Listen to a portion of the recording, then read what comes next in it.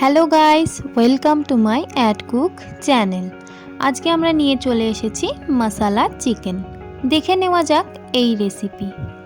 প্রথমে আমি এখানে চিকেনটাকে ফ্রেশভাবে ধুয়ে রেখে নিয়েছি। চিকেনের মধ্যে দিয়ে দিচ্ছি স্বাদ মতো নুন এবং একটুখানি জাফরং দেওয়া হয়ে গেলে ভালোভাবে এবার চিকেনটাকে আমরা কোট করে নেব। এখানে আমাদের চিকেনটা কোট করে নিয়েছি।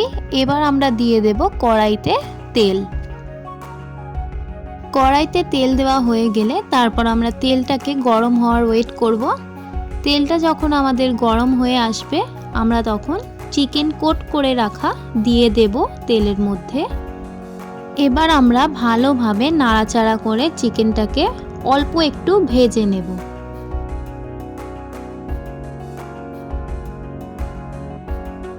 তারপর আমাদের চিকেনটা ভাজা হয়ে গেলে আমরা একটা একটা করে চিকেন পাত্রের মধ্যে তুলে তেলটার উপরে আমরা পেঁয়াজ দিয়ে দেব। পেঁয়াজটি দিয়ে দেওয়ার পরে ভালোভাবে নাড়াচাড়া করে যখন আমাদের পেঁয়াজের কাঁচা গন্ধটা ভেজে চলে যাবে তারপর আমরা টমেটো দিয়ে দেব। আমি টমেটাম দিয়ে দিলাম। এবার আমরা ভালোভাবে নাড়াচাড়া করব টমেটো এবং পেঁয়াজটাকে। টমেটো এবং পেঁয়াজটা আমাদের অল্প একটু ভাজা হয়ে গেলে দিয়ে দেব আমরা কয়েকটি মশলা। দিয়ে দিচ্ছি নুন, দিয়ে দিচ্ছি 1 চা চামচ লঙ্কার গুঁড়ো, 1 চা চামচ হলদির গুঁড়ো এবং 1 চা চামচ জিরে মরিচ গুঁড়ো।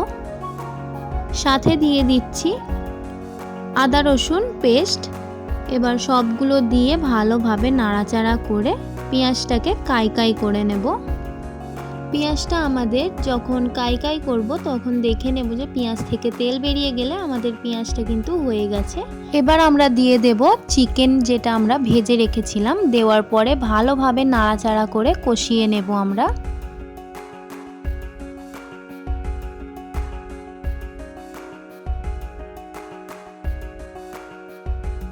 এখানে আমি চিকেনটা 10 থেকে 20 মিনিট কষিয়ে নিয়েছি। কষিয়ে নেওয়ার পরে আমি এখানে পরিমাণ মতো জল দিয়ে দিলাম। জল দিয়ে দেওয়ার পরে এবার আমরা কড়াটাকে ঢেকে তারপর আমরা দমে বসিয়ে দেব। প্রায় 20 থেকে 30 মিনিট পরে আমরা ঢাকনাটা খুলে চেক করে নেব আমাদের চিকেন মশলা কেমন হয়েছে। দেখতেই পাচ্ছেন আমাদের চিকেন মশলা খুব অল্প পরিমাণের মশলা দিয়ে খুবই সুন্দর সুস্বাদু দেখতেও হয়েছে এবং খেতেও। যদি আপনাদের এই রেসিপিটা ভালো লেগে থাকে তাহলে অবশ্যই লাইক শেয়ার অ্যান্ড সাবস্ক্রাইব করে দেবেন। আমার এই চ্যানেলটিকে সাপোর্ট করতে একদম ভুলবেন না। আজকের আমার এই ভিডিও সম্পূর্ণ শেষ। দেখা হবে নেক্সট ভিডিওতে।